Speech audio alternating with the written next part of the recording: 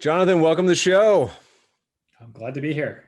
Where's here? Give our listeners insight where the world find you. It's inauguration day, by the way, context for listeners. So if the world's ended at any point in between now and publication, things look bright. The future looks sunny as always here in Los Angeles. Where do we find you? Yeah, I'm located in Burlingame, just outside of San Francisco and Bay Area. Beautiful. Love it up there. Well, listeners, I'm going to apologize because we have an engineer and a physicist on the show today. I promise it's not going to be boring. It's not going to be all science and nerdery. Give us your short 1 minute overview of your origin story and lead up to Tribe, because it's a pretty interesting one. Yeah. My own background, I actually started life as a physicist. I did my undergrad at Berkeley and then my PhD at Stanford in theoretical physics, where I studied string theory and black holes. Towards the end of my PhD, it was clear I didn't want to be an academic, so I ended up joining Microsoft for a little bit. When the Facebook platform opened up, me and a couple of friends built one of those early social networking applications. It grew super quickly, and we ended up selling it to a company called Slide, another social gaming company, which was run by Max Levchin at the time. This was his social gaming foray in between PayPal and Affirm. So I went to run data for Max for a couple of years, and then joined Facebook in 2009. I was one of the early data scientists. Was there for several years, really working on forming and leading the data science and analytics organization for Facebook.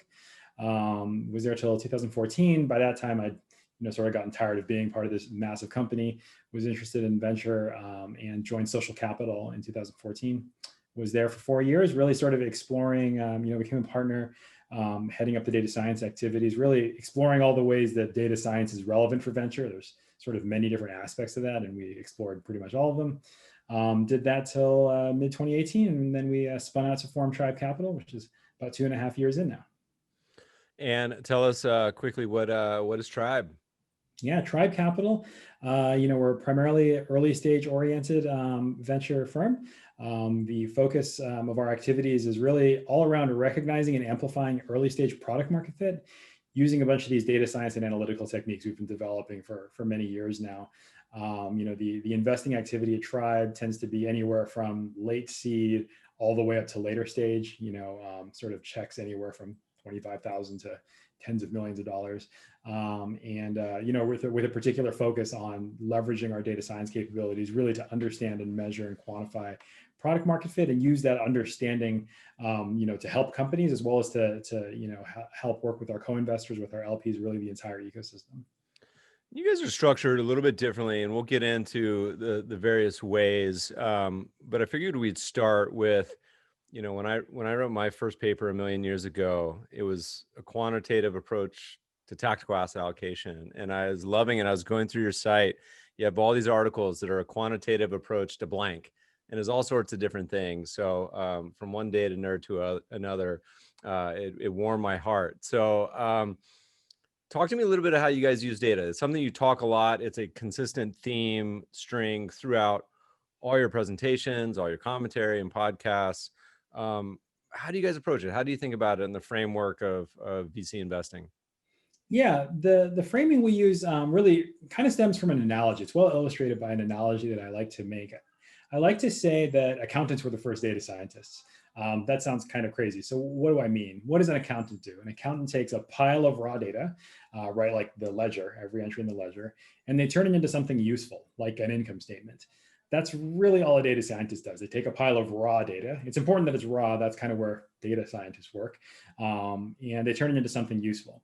Maybe they do a bunch of fancy whizzy math, fancy statistics, but in the end of the day, none of that matters if you're a decision maker, right? If you're a decision maker, what really matters is, do I trust this? Is this something that's useful to me?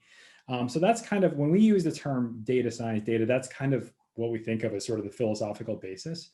If you look at sort of the history of accounting, it goes even deeper, right? Because accounting is about 500-600 years old at this point. For the vast bulk of history of accounting, it was really not used for the purposes of investing, but rather for the purposes of running your business, right? It's like you were a merchant, you had to keep track of, what was going on, and you use this thing called accounting really just to give you visibility. And even in early stock market days in the late 1800s, early 1900s, investing in public equities was, they weren't looking at data, they weren't looking at financials. It was all like rumor and speculation. We call it like FOMO today, right? And in some sense, that's kind of like what Benjamin Graham did, right? You could encapsulate what Benjamin Graham did as being the first person to be like, okay, I'm going to use data to help me invest. And specifically, the data I'm going to look at is the data that expresses itself through income statements, through financial statements, right? I'm going to use this technique that people use primarily to run their business, but I'm going to use it as a way to recognize value, right? And sort of where we are today, we're about 15 years out now from kind of this big data big bang, right? About 15 years ago in the early mid 2000s, all of a sudden, all these companies developed, it became really cheap to just store and compute on a lot of data. And what's the first thing that companies did with it? Well, they used it to execute, right? I mean, they used it to help their businesses, just like the early accounting, right? And that's what we did at Facebook when we were building out data science. All these companies were figuring out how do we use data to just execute better, right? To get to grow faster. But similarly, at least in the venture side, that style of data analysis wasn't really highly utilized, really utilized at all. And so that's really sort of where our focus tends to be, to take those approaches and use them as a way to help us recognize value as it's being created. Not too dissimilar, I think from how the first people who were really using accounting to recognize value, in companies. So it sounds like, where we are today in 2021, almost said 2020, it almost sounds like table stakes, right? It would be weird to have a conversation with someone who says, you know what, we don't use data, or we're totally a subjective process. So tell me a little bit, like practically speaking, how that informs what it is you guys do. Because venture in so many ways, you talk to so many people, it's in particularly early stages, it's tough. Like in many cases, the ideas are not well formed. You talk about people pivoting and you're betting on founders and, all the million inputs. How do you guys think about it? What's the framework? How does it kind of practically speaking all come together? Yeah, for sure. I mean, it's definitely, I would say it's not table stakes in venture, and it's not table stakes. It's actually, I don't really think table stakes in public equities either, right? In the sense that the specific data that we're talking about is operating data, right? As most quantitative hedge funds, that are sort of trading quantitatively, the vast bulk of what they're studying are market movements, not fundamentals, right? It's like whether or not the company's going to, generating a moat is sort of secondary to what the other traders are doing. In a similar way, I would say that table stakes in venture is really primarily around sourcing and networking, right? Your network, your ability to get access to a deal, that is table stakes. How you choose to underwrite a deal, that's up to you. And in so much as you can convince an LP that that's a sensible way to go about your business, right? So for us, it is, this data-driven underwriting to understand fundamental value. It's really the core of what we do. Our standard process, in a typical year, we'll meet, well over 1,000 leads. And basically, if the company is at a reasonable stage, reasonable sector for us, we will ask to do the data work, which usually involves them sending us big piles of anonymized data. I'm talking like, these are millions upon millions of rows, giant data sets. And we use those to build a bottoms-up view of product market fit. We're doing this like 300-400 times a year. And the most common thing that happens is we pass, right? Obviously, we see, we're like, okay, we don't see the pattern that we really get excited about, and we pass. But even when we pass, we give the work back. We say, we're passing, here's why. This number here is kind of median. This number is kind of bottom quintile. This number here is good, top quintile. You should keep doing that. And we're able to give the founder back that valuable sort of detailed feedback. And founders pretty much to the T, they say, oh, I'm bummed you're passing, but thanks so much for this. This is more work than any investor who's passed on me has ever done by far. Can I send my friends? Can I come back in 6 months, right? And it's really important because we're using it in that way to build our brand and drive more deal flow, right? And that's the bulk case. Now, when the data looks good, doesn't mean that we write a check. It means that we sort of have the green light to do all that traditional venture work. Still obviously have to underwrite the team, have to understand the market deeply, still have to do all that work, but we really exercise that after we've sort of developed a viewpoint on how the company is performing in a bottoms-up fashion. And then we use the data as well as all the traditional techniques really to get to that next level. So that's kind of the overall picture. Yeah, no, it's good. And so, what percentage of the companies are actually even generating this amount of data? Because when I think in general, I imagine a bunch of listeners are thinking seed sort of investing, Series A. Many of these companies, in my mind, maybe just start to find that product market fit. So maybe talk about kind of where your sweet spot is for companies that I guess have launched a product or service or whatever it may be. And then also would love to hear you kind of go deeper on the actual product market fit discussion, because you guys have written a paper on it. I think it's a lot of fun. We'll add it to the show note links. But you have some very specific points on what you're looking for. Everyone loves to talk about product market fit, right? But what do you guys mean? What do you look for? And what's kind of the sweet spot for those companies? Yeah. We treat product market fit kind of like it's like accounting, right? We treat it like the term profitable. People like to think the term profitable is well defined, but as we know, it's not. It's actually like a whole family of ideas. Gross margin profitable, contribution margin profitable, EBITDA profitable. It's a family of measurable concepts. And to us, product market fit is like that. It's a family of measurable concepts, right? When it comes to stage, for us, the typical companies that are in the late seed, sort of Series A stage these days, they pretty much all have users using the product somewhere. That is sort of what it is. But typically, it's not at the form yet where it's so scaled up that you can invest only on that, right? And so I think that's really where the difference comes in. We're going in to use these techniques to understand that early stage product market fit, articulate it in a way that makes sense to us, that makes sense to the founder, makes sense to our other co-investors and LPs. Really, it's about sharing it and adding that visibility, and sort of letting all of our experience as operators come to bear and express itself through those analytical techniques. So yeah, so it really starts to show itself, basically really as early as when the company has a product that's been in the hand of customers for at least 3 months. But frankly, it keeps going. A lot of our work in product market fit, really was built up in the days of the early social web, where we had phenomena where, something was growing, it was already very big. I mean, things like Facebook, right? When I joined Facebook, it was just over 100 million users, and we already knew there were these patterns of growth that were going on in the way the product was being used.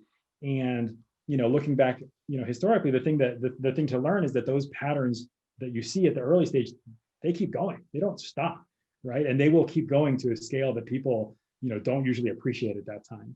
And it's that same insight that we used to understand Slack early on, that we used to understand Carta, that we've used to understand all these great companies. This notion that really product market fit, that core interaction, the way the product and customer interact, that's what leads to all the durable value in the very long run. So other than simply revenues accelerating and growing every month, you guys talk about a few things: growth accounting, cohorts, distribution of fit, even magic 8 balls and N of 1. I just gave you a mouthful of great things that you guys have touched upon. Maybe walk us through a little bit more kind of deeper on the product market fit, other than simply, in my mind, I imagine most listeners are thinking, okay, it's just increasing sales. But what else is it that you guys are really teasing out? Or is there anything in particular that you find is a signal that says, hey, maybe there's something here? Yeah, it's much more general than that. I like to maybe think of it this way. Abstractly, right? A product interacts with a customer and they exchange some value. Now, that value can be in the form of the customer paying. That's kind of the most obvious thing. But remember, all this stuff was built, developed in the days of the social web. In the days of the social web, what it was that the customer used the product, but they were just giving it some time. There was no money changing hands, right? It's like, I uploaded a photo to Facebook. I spent some time commenting on something. And that little unit of value, that little unit of engagement, you can imagine there's a giant log of that somewhere, right? Just like there's a log, and you can take that log and you can create standardized analytical approaches to it to help you understand it and articulate it. Not dissimilar to how an accountant would take a ledger and turn it into an income statement. All of our approach is geared towards, okay, take a log that is of some form of value changing hands, whether it be photo uploading, money changing hands, whatever. And what are the standard analytical techniques that you can do on top of it? In particular, standard analytical techniques that are feasible in the current world, right? So when you talk about something like cohorts a great example where yeah, we do it, everybody does it. I mean, I think part of the power is that nowadays you can do it in a very systematic, standardized way. You can do it extremely quickly. You can benchmark it to hell. You can understand it in many contexts beyond revenue, right? And in some sense, that's some of the insight there, right? It's just like accounting, sort of gives you a standardized set of definitions to understand the past in a bunch of well-defined, calibrated variables. In a similar way where we are today, our frameworks allow us to sort of talk about, product market interactions, whether it be money or not, and measure it in all these standard ways, benchmark it in all these standard ways, so that it can help us make our decisions as investors, but also frankly be useful to the founders as they continue to develop their own business. Maybe it'd be helpful to walk through, you guys have done, and please correct me, maybe about 50 investments, 500 million in deployed. Is that ballpark correct? Ballpark, yeah. Okay. One of the ones that you've published on quite a bit recently, which also may be interesting to the listeners, I think, is certainly Carta, which has been a rocket ship. But feel free to choose another one if you like. Would love to hear kind of walk through, how that product market fit revealed itself, how it was something that you knew as a investor that you saw the hidden gem, or not even that hidden. What was it there that was attractive, and just tell us kind of a case study almost of how that played out. Yeah, Carta is actually a great example. If you look at Carta, early stage Carta, through the lens of an early stage regular investor, it may look like this. It may look like simply a vertical SaaS application to attack a relatively niche market of cap table management, which prior to Carta was basically lawyers messing around with spreadsheets, which is kind of dangerous. As we know, lawyers should not be allowed anywhere near Excel. So that's kind of what cap tables were. And then the idea was, okay, let's build some SaaS for that. And if you sort of, do the back of the envelope math on the size of that market, right? Like how much money is there to be made, some sort of from putting that in software, it turns out to be, it's an interesting number, but it's not super big. And that's sort of is part of the way it would look early on. Now, what the founder, what Henry posited to us, and what we also were interested in, was the concept that this product could actually grow via a dynamic that was unusual, right? Namely, that there could be some form of a network effect whereby if there's an investor who has some companies that use Carta, that would induce the investor to tell their other companies to use Carta. Right. So there could be a growth dynamic that is outside of the normal SaaS growth dynamic of throw salespeople at it. Right. And so there could be an unusual growth dynamic. So that's one. Part two is, if you could use that growth dynamic to completely dominate this first business, it would give you the ability to build other business lines adjacent to it. So right now they're working on sort of all of these adjacent services and financial services, things like Carta X, the secondary exchange, a bunch of things around developing services for the investors themselves. So when we invested in Carta initially, several years ago, none of that existed. That was a story, right? What they had at the beginning was like a bit of traction on the early cap table management thing and a story. And for us, where the measurement comes in, where the product market fit comes in, is really getting a good sense of, okay, this story makes sense, but the feasibility of it is going to be largely down to your ability to do step one. Can you get big enough to get enough scale in that first business to give you the privilege of being able to make the attempt on the secondary, businesses that attach to it? And that's really where the delta is. See, when you look at early stage companies, a lot of them come around and say, I have a network effect.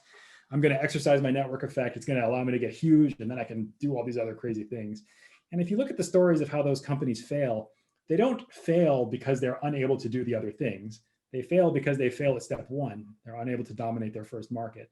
And their inability to do that is because they don't have, a pattern of product market fit that's strong enough for them to be able to get at it, with a reasonable amount of capital invested, right, in a reasonable time frame.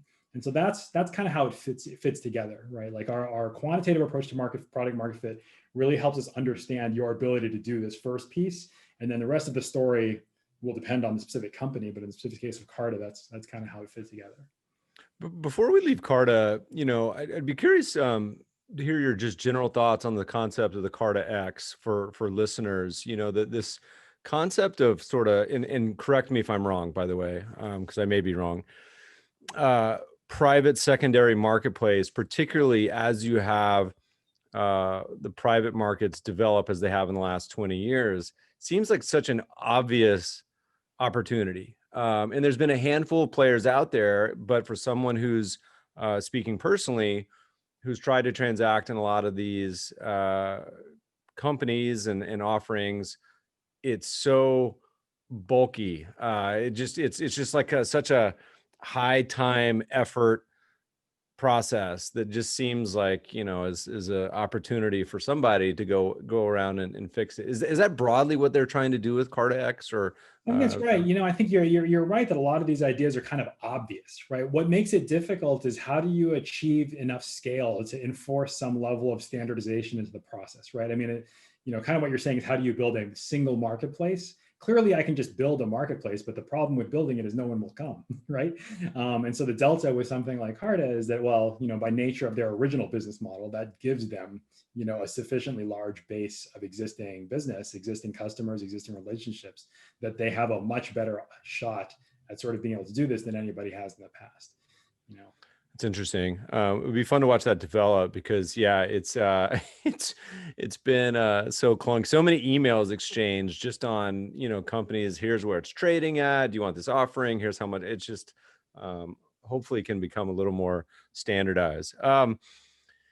You guys wrote a little bit about seed investors in general, and one of your trademarks is finding a lot of data, compiling it, becoming a bit of a resource in-house. As you guys looked at seed investors in general, what was some of the main takeaways as you built out, looking at historical returns and patterns, and how did it inform you with what you guys have started to implement as successful investors as well? Yeah, some of our work is oriented around, sort of sourcing, right? And sort of the question that kicked off our work in seed investing was really this question around, okay, how do I systematically know which seed investors I should be spending time with and which ones shouldn't I be spending time with? Is there a way for me to use data to help me understand that question? And so the approach is roughly like, given all the seed investors out there, all the data we can collect on them that's just out there in public, can we ascertain which ones would be a good return on our time, in terms of spending time with them?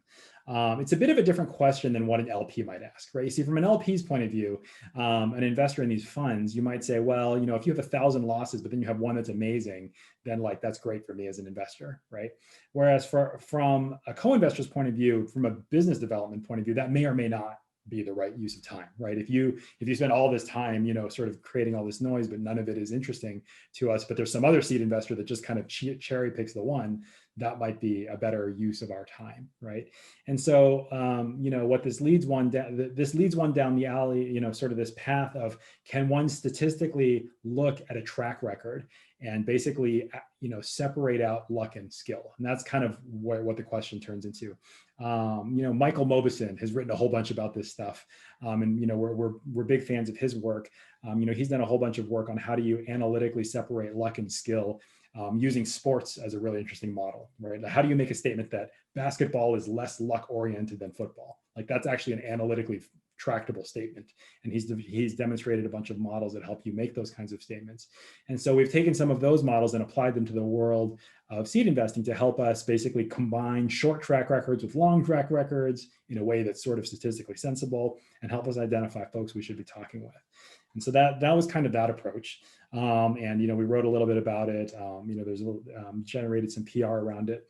An interesting aspect of it is that in the world of data-driven sourcing and venture, sort of the conventional thing that a lot of VCs do is they may hire some PhDs and say, do some AI for me, do my sourcing for me. And then what they do is the PhDs give them a list of companies, and then the traditional venture investor goes out to the company and says, hey, my machine says I should talk to you. We should talk, right? But the reality is that a great company usually has plenty of investors around the table, lots of people who want to talk to them. Why would they want to talk to you, right? And so it's a little bit of an unusual bias sort of in that strategy. And if you contrast that with the case of this data-driven seed investor thing, if we go to a seed investor and say, hey, my data says you're really good at this, like, seed investors are usually like, oh, awesome. That's great to be recognized for this. I would love to have you mark up my deals, right? The dynamic is different. The bias is different. And so in general, it's sort of, it's sort of just a different approach of doing this. I think that fits well with our broad approach of using data in somewhat, unconventional ways, maybe. Yeah, it's a challenging problem. you have a lot of different personalities and approaches. Like you mentioned, in some cases, I mean, I talked to so many investors where essentially their goal is to have a company hit the next funding round, and that's kind of all what they think about is, I want to get this company, I want a high batting average of seed companies to go to Series A. And you mentioned other guys and gals that are like, look, I don't care. I'm just going to invest in 20 and I'm looking for the one totally crazy idea that goes 100x, 1000x.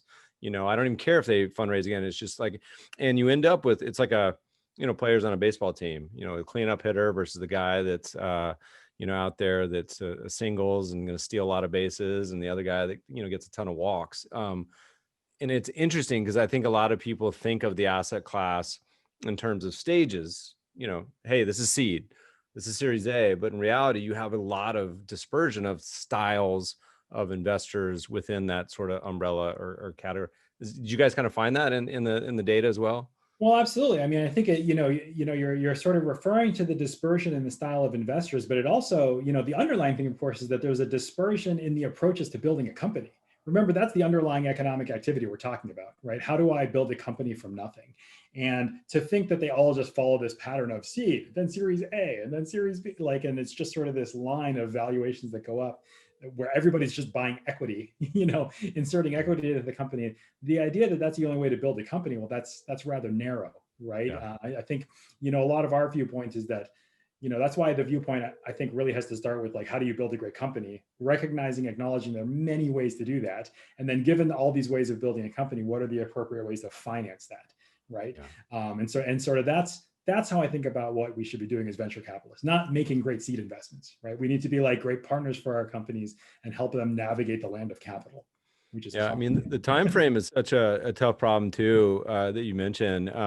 We joke a lot about this on public markets, where we say, and obviously this is a little different, but that so many people get so focused on time horizons, where in the public markets they look at like 1 or 2 years, 3 years, maybe even a decade. And what often works in the public markets because of different regimes is the opposite of what works in the next 5 or 10 years. And my favorite was, every time there's like mutual fund managers of the decade, we go to show that in the ensuing decade they end up being some of the worst. But the private side is even harder, because you end up having, you know often cases, no signal for 5, 7, 10 years.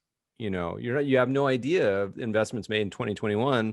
Some of these, I mean, they may play out in a year or two, but many of them, it takes a really long time. And it's a tough, from an LP perspective, it's a tough thing to think about. Yeah, for sure. I think it goes back to that statement, that there's a notion here that creating, it's interesting. I think the way that I've thought about this when I got into investing, my background, as I mentioned, was in data science. I was a technologist, right? So the day-to-day of a technologist at some level is, typing, right? You're writing code, and you're adding value one step at a time. And at some level, that's what happens in the economy, right? Like in particular in this part of the economy, in startups and such, is that people are building something that's deterministic. If I build this piece of software, I know what will happen. This lever will go here, and if a user touches it, this is what will happen. Completely deterministic, and that adds some value to the world because you brought value to that customer. But then if you go up the ladder, as we know, does that mean, how does that translate to the equity becomes valuable as a tradable sort of, commodity at some level?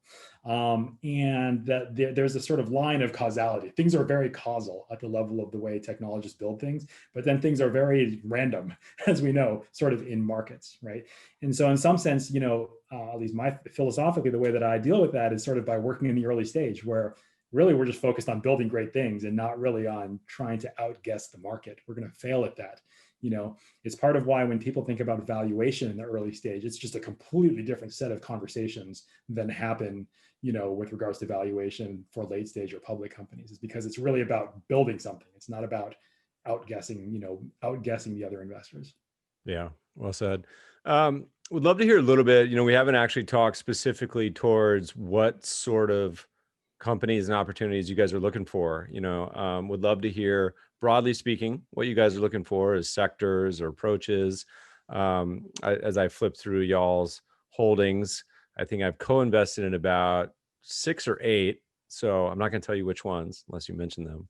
And you don't have any foreknowledge, but some of them have been previous podcast guests. Would love to hear just like, what are you guys looking for? And then feel free to use any of the current portfolio as case studies, as how it played out. Would love to hear a name or two as well.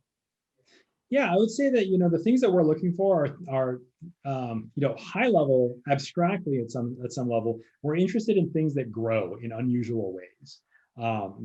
Peculiar growth, I think, is something that we're interested in, or product market fit, peculiar product market fit, right? Something that maybe one would not have guessed from the outside.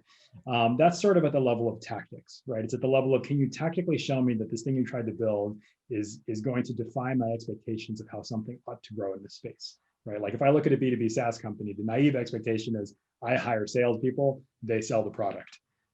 Now, if you show me something that doesn't do that, well, that's usually interesting. Okay, so that's the tactical level. In terms of the sector level, we're definitely sector generalists, although definitely most of our portfolio is B2B. There's a lot of fintech in there. We're sort of fascinated by B2B payments companies, B2B fintech, as well as consumer fintech, several insurance companies, things that are fintech adjacent. Carta is at some level, fintech adjacent, although I guess now it's considered more core fintech. But we also do a bunch of other things. We've invested in several sort of things that might be called frontier deals, companies that are, building rocket ships. We invested in a company called Relativity that built literally 3D prints rockets. We have a company called Saildrone that builds autonomous seafaring drones. These are literally like drones that sit on the ocean. So, and we definitely have several consumer companies in there as well. It's a very broad range, I would say, for us. Could you tell us a little more about one or two about what you're particularly excited about? It can be, you mentioned a topic that's particularly, I feel like, increasing investor interest in now, which is the space sector. We've had a couple of space guests on here. I still haven't seen my first launch. I was supposed to go see a launch at the end of the year, but they canceled it up at Vandenberg. So still on my to-do list for 2021.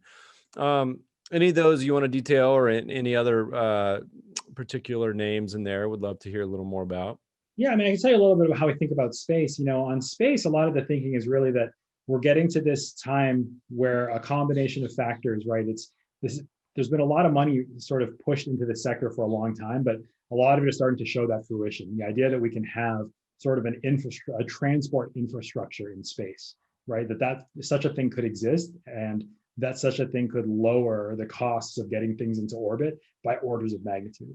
And we're starting to see that now. And what happens, when capabilities become cheaper by orders of magnitude, it will oftentimes, generate opportunities for new businesses to exist that one hadn't thought of before. And so that's kind of where the thinking is. You're starting to see companies that can kind of turn it into software almost, or relatively low COGS operations, right? And be able to move these things around in space. And it's generating interesting demand in ways that we hadn't thought of before. Yes, there could be an industry of science experiments that are being done in space. There does exist, sort of government level capital to finance that activity. So what are the picks and shovels that need to exist to make that a reality? And then you know what I mean? So there's sort of this macro interest from the public sector. There's a bunch of investment that's been playing out over the last decade. And we think that we're sort of in this era right now, where there will be a large explosion of innovation. And that's part of, the interest in that area.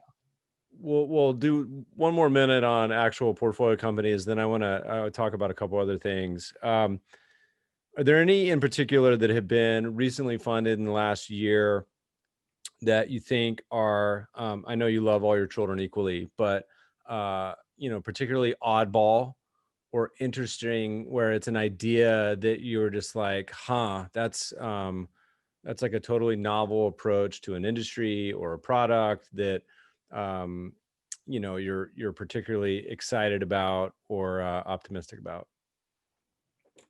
Well, I guess, one that just kind of popped into mind, we invested in a company called Prodigy about almost 2 years ago now, which sells software to car dealerships. They do, digital retailing solutions for auto dealers. Now, auto dealers are a really interesting bunch. They're not really tech forward, right? But for a bunch of reasons, Prodigy has been able to build a platform that's gotten a lot of traction there. And I think one of the reasons why it just came to mind is because when I think about things that have particularly played out differently in the COVID landscape that I would have thought otherwise, has been cars, right? I mean, it has been in the news a bit about how, like, car sales are way up, yet we know that you can't browse around in a car dealership. And so what is the tension? What happens to all these car dealerships?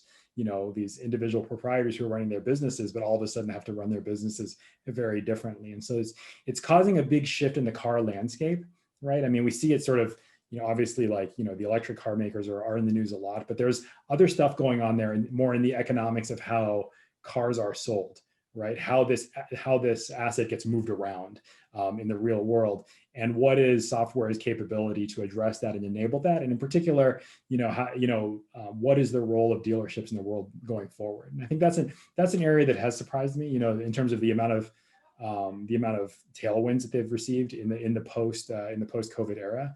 But yeah, that one surprised me, even though it's weird because it may not be surprising. It's like car dealerships at some level, but it has responded differently than I would have thought, largely just because I think the macro conditions have played out in a way that have been surprising to us. Yeah, I mean, we talk a lot on this podcast about this entire category of frustration arbitrage, which is all over the place in various levels of fintech and particularly real estate.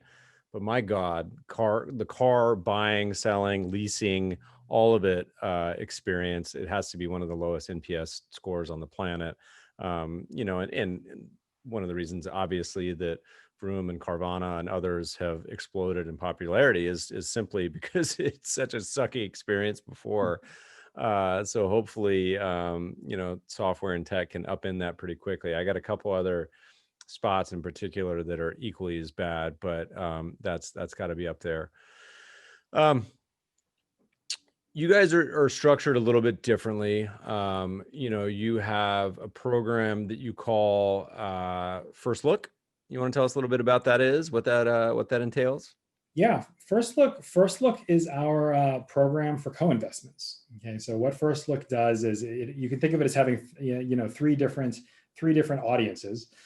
Sort of the first audience is co-investors, right? It gives us the ability to offer co-investors direct access to individual companies, and these companies tend to be not just early stage, but more like mid to late stage sometimes. We have opportunities in there that have been everywhere from Series A all the way up to late stage, and gives our co-investors the ability to invest directly in those opportunities.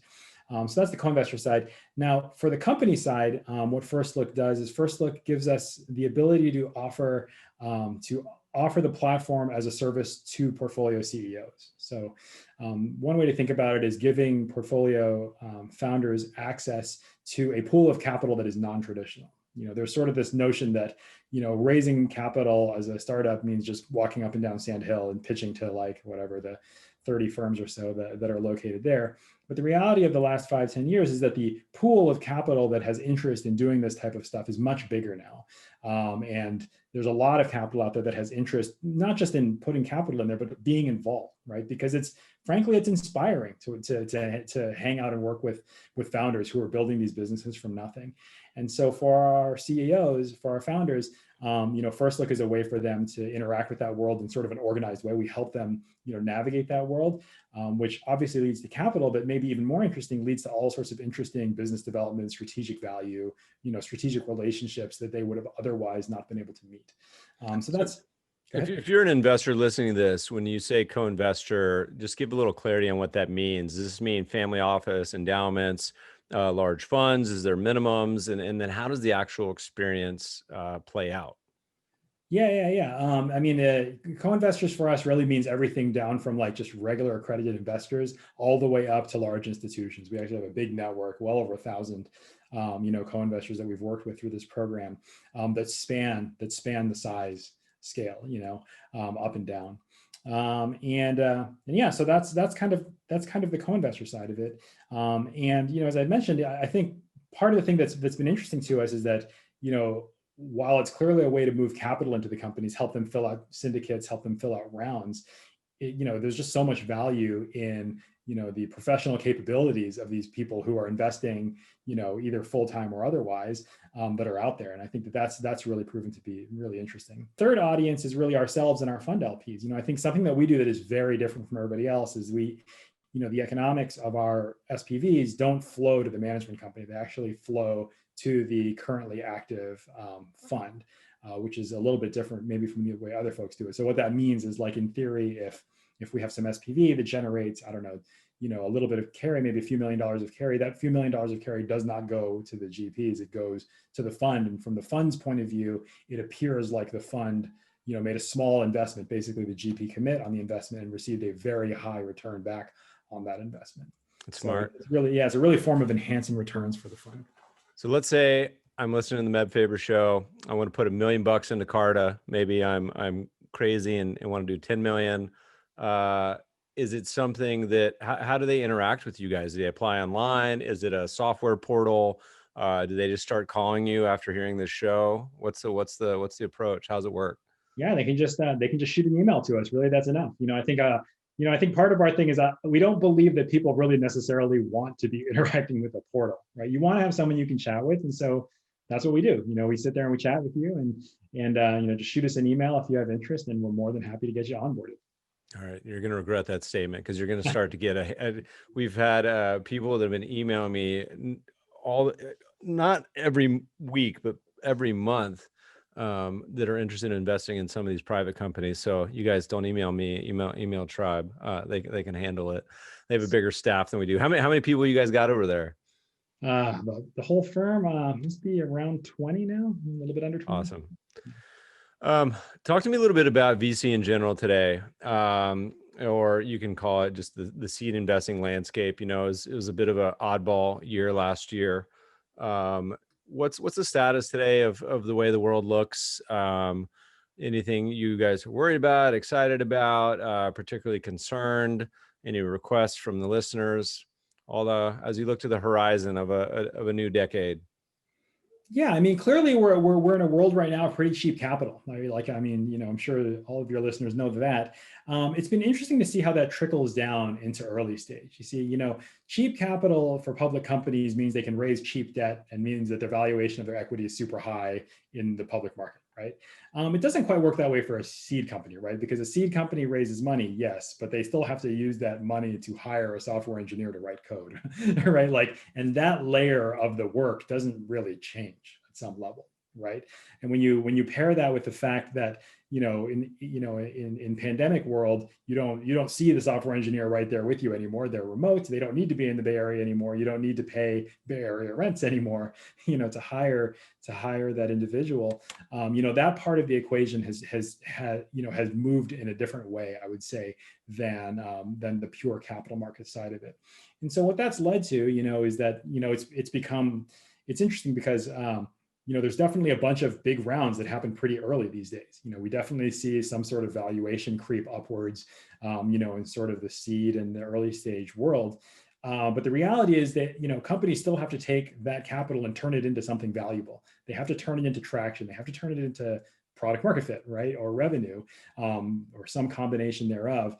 And the dynamics of, the ability to turn, invested capital into actual, more business, that doesn't really change, and that's really where we focus our time. And I think so when I think about things that have changed, oh yes, capital markets totally different now. But what hasn't changed? Well, what hasn't changed is you still need to build your team up from 4 people to 8.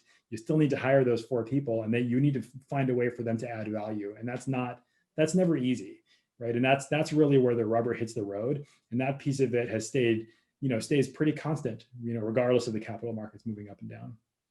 What does the future look like for you guys? Is it kind of just, at this point, you're a pretty young firm, 3 years in? Is it just kind of traditional blocking and tackling for the next few years?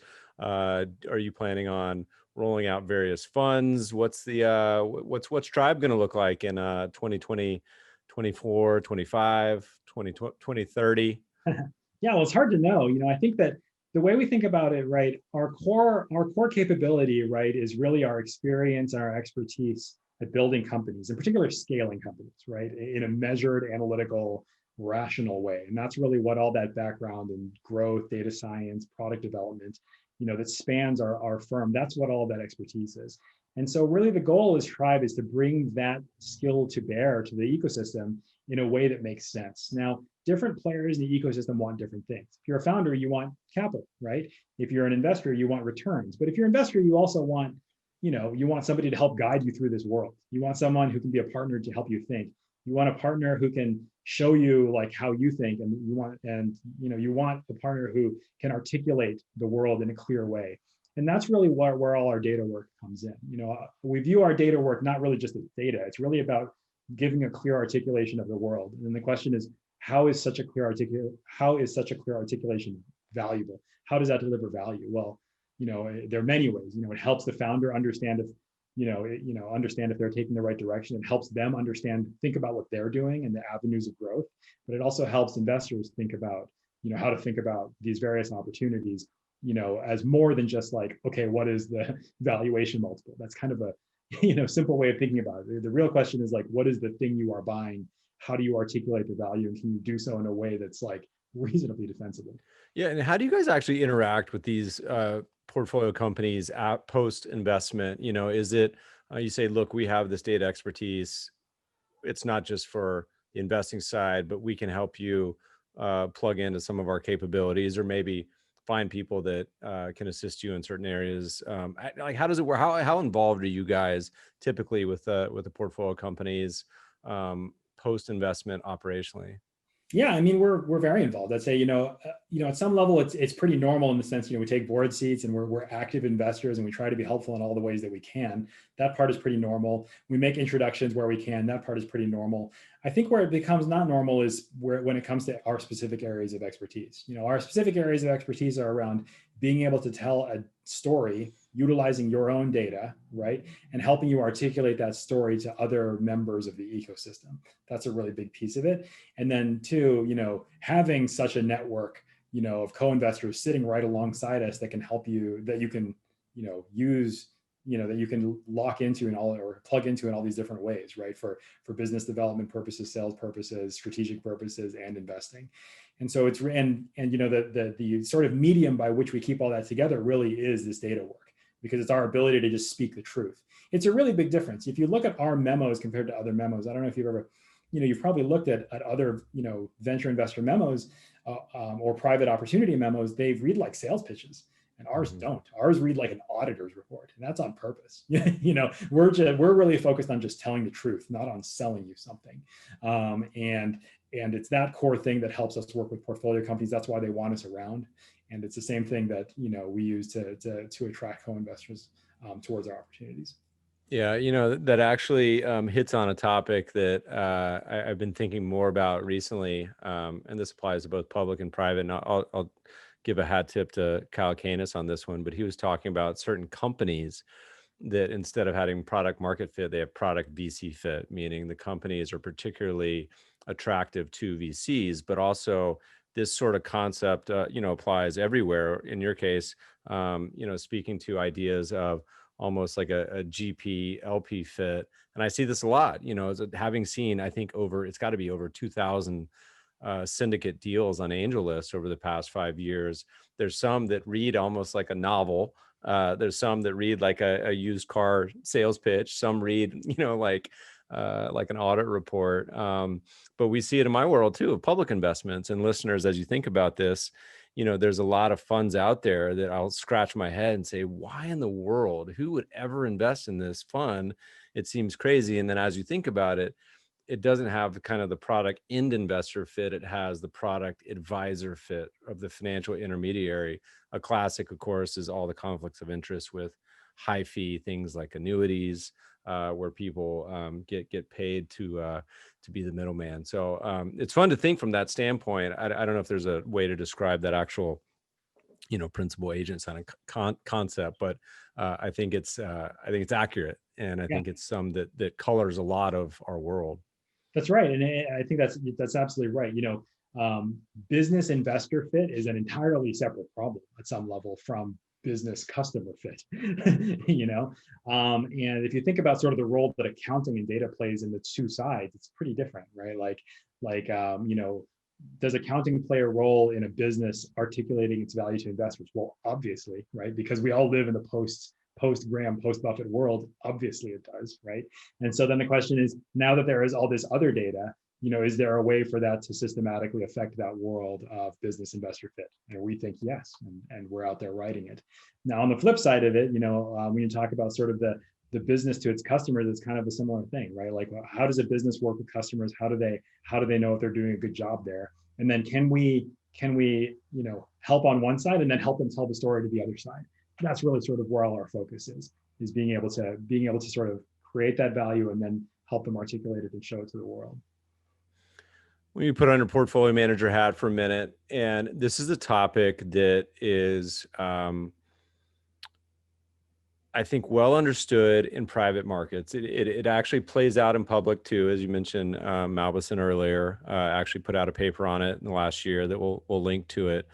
But the concept of all markets, public and private, particularly in businesses, exhibit power laws, and you have certain securities that end up having these monster 10 times, 100 times, 1,000 times returns that end up contributing most, if not all, of the performance of in the public markets. The case would be something like the S&P 500.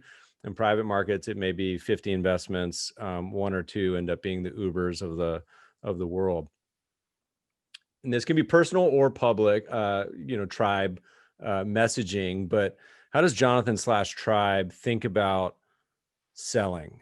And this is an area that I think almost investors spend 99% of their time thinking about, do I buy this investment? And then once they have it, they kind of just wing it. But you have, you hit the lottery, you got a Carta, you got a Chipper, or whatever, one of these companies that's on a rocket ship, and let's say it goes 10 on its way to 100. How do you think about selling? Are there any thoughtful guideposts you have, any suggestions to listeners? Because most people get in this sort of binary thinking mode, and it kind of, I've seen a lot of investors where it just drives them nuts. Yeah, I mean, I think this is one of the great things about investing in these early stage private companies is that this doesn't come up too often, right? It's like you invest, most of the time it either just simply goes to zero and you never had a chance to sell, or it works somehow and then you maybe get the opportunity to sell. But I think that I think one of the things that we found from history is that, like, selling prematurely in these companies is like, well, you don't get any kudos for that at some level, right? The things that are able to win, they keep winning, and in many ways you just kind of hang on. I mean, one of the things about us as managers of these vehicles, right? It's kind of somewhat built in, right? When the company goes public, we're not paid to figure out the sell. So we distribute the stock, and then our LPs can figure it out. I think they are probably smarter about selling than we are. They've done it more than we have, right? Our job is not about buying and selling. Our job is about building business value, and then helping to translate that into financial value to even give you the opportunity to have something to sell. Yeah, no, I mean, it's a hard problem, and I need to write an article on it because so many people. Once you own something, you have and this applies more to public markets, but you have a psychological attachment to it that's different than before you had it. So if you don't believe me, listeners, go look in your garage and go see why there's just mounds of just junk in there that no way you would buy again tomorrow, given the choice. And so you get attached to these stocks too. And it's hard on both sides because it's hard to let something compound. If something doubles, you're like, oh my God, I just doubled my money. But the double is, for many cases, on its way to a 10x, 100 bagger, and many of these can take a decade, 2 decades or more to play out. And so a good exercise is to write down on a piece of paper when you enter a position, say, here's what I'm going to do if this goes down 50%. Here's what I'm going to do if it goes down 100. Here's what I'm going to do if it doubles in the next year, or doubles the next, whatever it may be. Here's what's happened if I get a divorce, on and on and on. Yeah. At least walk through it. You don't have to stick to it, but at least walk through it with the added suggestion that you also don't have to think of all in or out. A simple way to do it is go halvesies, sell half, sell a quarter, on and on, but at least think about it. And that'll put you ahead of 99% of people. Well, I think that it also goes back to this question about like portfolio allocation, right? I think there's a piece of me definitely that wishes I didn't own so many things, even on the personal portfolio level. The preference would be to own like 2 or 3 things only, right? And how do you get there? Well, you can get there by buying your way into them, or you can get there by buying something small and having one of those things suddenly become huge, right? And so maybe another way to frame it is like, how much of your, portfolio, whether it be a professional or personal, would you be willing to sit in one asset? Right. And if you sort of look at, the way Buffett wrote about this stuff early on in his career, like it's the same thing, right? The answer is fairly high, maybe not 100%, but you're probably okay with 20 to 30%. And so if you have a position that went up 10x, okay, cool. Is it 10, 20% of your portfolio? If not, then you know what I mean? Like the way you think about concentration could be different, right?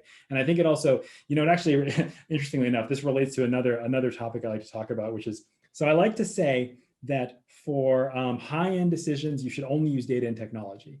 And for low-end decisions, you should not only use data and technology, but you shouldn't not use the data. Okay, so what do I mean?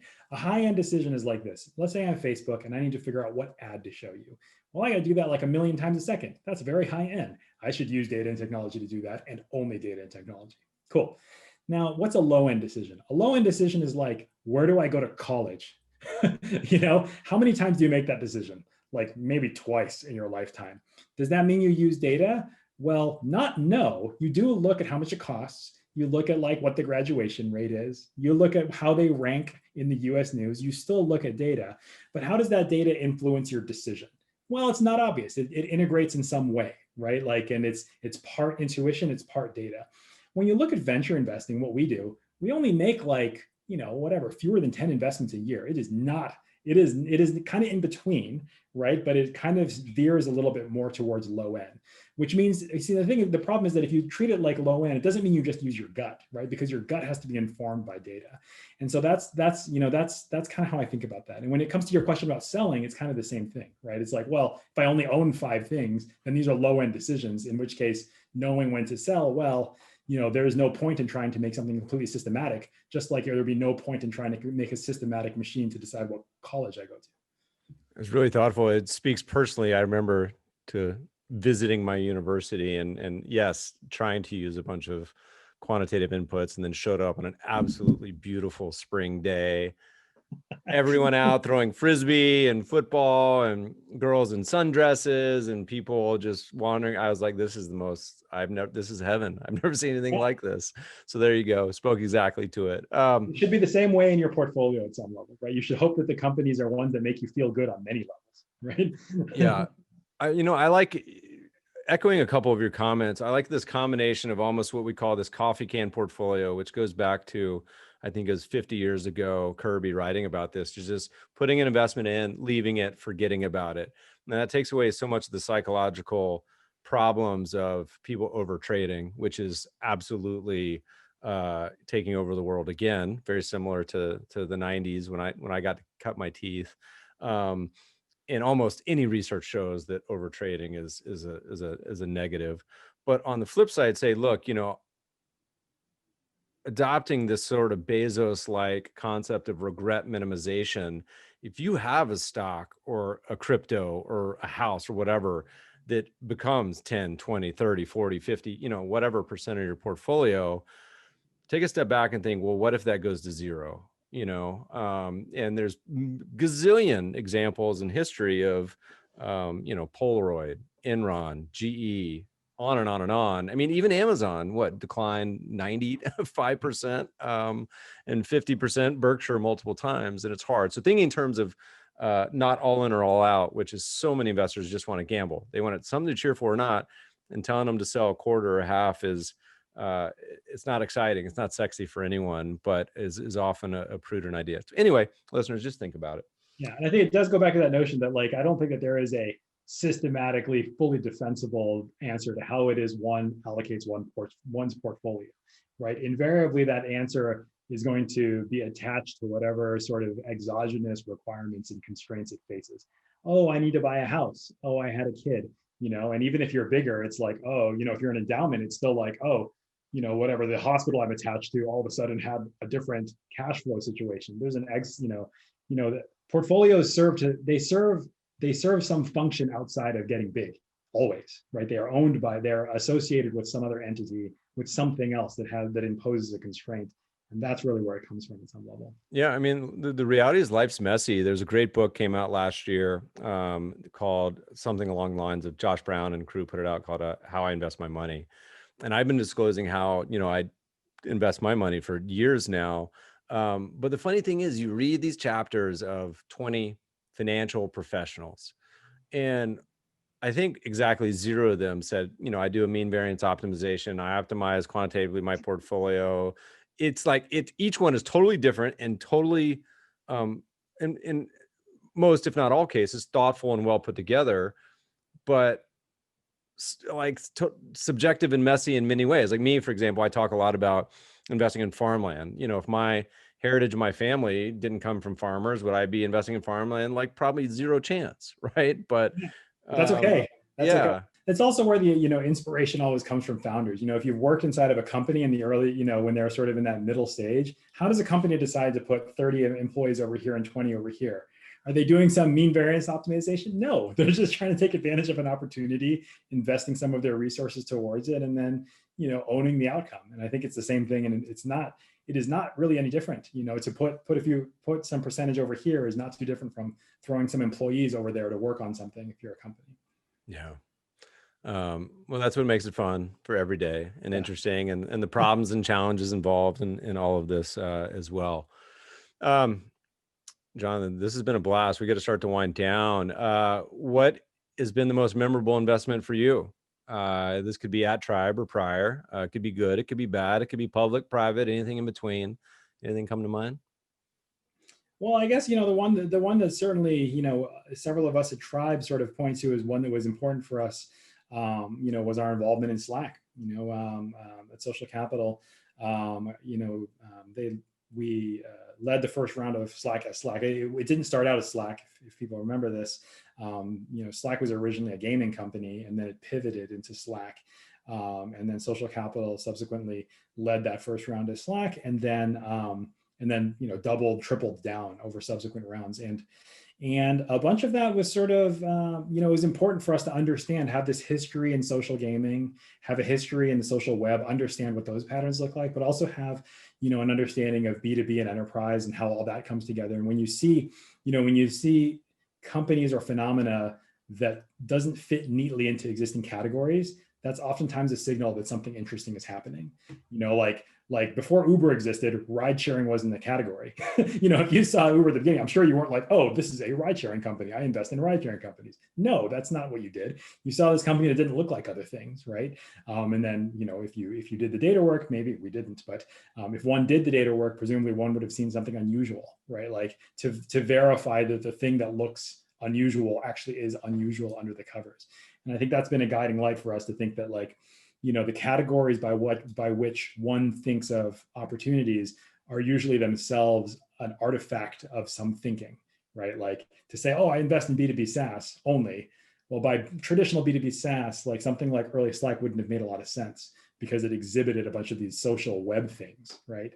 And so, I think that's been an important component for us, how to categorize the world, and separate, in some sense, the category of the business from the underlying behavior between the product and the customer, which is that's where the actual value is created, regardless of what you call it. As Jonathan starts 2021, anything particularly on your brain that you're super excited about, super confused about? Anything come to mind? I don't know. I think we're constantly thinking about, like, more and more ways to leverage data to help our companies and to help our co-investors. That's obviously the biggest piece of it. That activity looks like investment activity, but it's also like entrepreneurial activity, right? We're just building our own capabilities and trying to bring them to bear, and add value to all of our various customers. But then as an investor, I think a lot of what we're thinking about is what are the parallels for what we're doing that are going on in other places, and it's really a form of fintech. Right. We've invested in many other fintech companies, and there's been this like ongoing sort of, movement of, taking financial services, financial products, and, presenting them in a way that looks different, that is possible because of technology, right? Things like Plaid that didn't exist before, things like all these other, Marqeta, all these peculiar companies that exist that make financial products different, now, and will likely be different over the next decade than they were in the last decade. I think that's a trend that we keep watching. In particular, we don't believe it'll be a world where financial professionals disappear. Rather, it's a world where their role is different. And so part of that is, figuring that out as we do it ourselves, for ourselves as a firm, but also watch it play out through the rest of the ecosystem. We didn't really get to it, but what's the opportunity look like beyond our shores? I imagine you guys are mostly U.S. focused, but do you do a bit elsewhere as well? Yeah, we do. We're actually we're actually like a properly international firm. We have investments in India, in Europe. We have several in Canada and Mexico. Latin America. We invest all over the place. There's plenty of opportunities all over the place. I think that this is actually an area where our data works really well, because our data sees through the international stuff. It's just looking at the customer product interaction, which is sort of indifferent, with regards to the market. And then it helps us to identify situations where entrepreneurs are able to build things quickly on low amounts of capital and generate, product market fit in ways that one wouldn't have thought of before. It helps us to recognize them. The opportunities are different in different parts of the world. I think, obviously we spend a lot of time in fintech. So observing fintech in the rest of the world has continued to be really exciting. We've done some logistics investments in terms of shipping logistics globally. And I think these are a couple of areas where we'll continue to dig into. I imagine the answer to this is no, but you can correct me. The data set that you guys are accumulating is obviously, it sounds like an internal Google Trends almost, but with a lot more data involved on specific companies. Is that something that's ever not public facing, but something that is a resource outside of the individual investing sphere that you guys internally? Is there ever any sort of concept of that being a product in and of itself? Well, definitely no, in the sense of showing it directly. Now, that said, we definitely have all of that data, and it expresses itself through the things that we do show publicly, and it's usually a bit more indirect, right?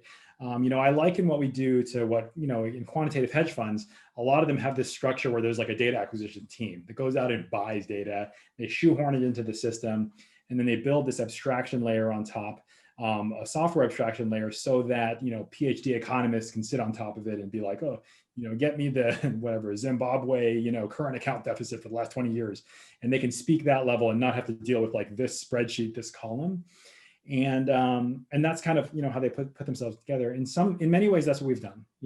Our data acquisition activity is just venture. Day-to-day venture generates a lot of data, special data that really is unique to us. But then we've had to spend a bunch of time to build a bunch of software to package this up in a way that we can do research on top of it in a reasonable manner, right? And that research yields usually macroscopic insights. Really, we're looking for insights into how companies get built, right? How is it that product market fit unfolds from early product market fit to scaled revenue? How does that journey happen of the early stage company? And can we, from all the data that we've gathered and from how we think about the world, can we articulate that story in a special way to all of our co-investors and to other investors? And so that's the way that the data sort of shows itself. I should say that platform that we've built, we call it AllSpark, this whole computation platform. Little nod to Transformers there. It's funny you mentioned that. My son just got his first Transformer this past weekend, Blur. But by the way, I made the mistake. I bought him like the really complicated 18 move Transformers. So learn from my mistakes. So I need the one that just takes like one move. Jonathan, this has been a blast. Where do people go if they want to invest in your funds, if they want to buy some SPVs of these killer companies, if they want to send you their pitch? Where's the best place to find you guys? Yeah, they can just email me at jonathan@tribecap.co or hit our website, hello@tribe.co, I think. Awesome. Thanks so much for joining us today. Yeah, thank you. It's been great.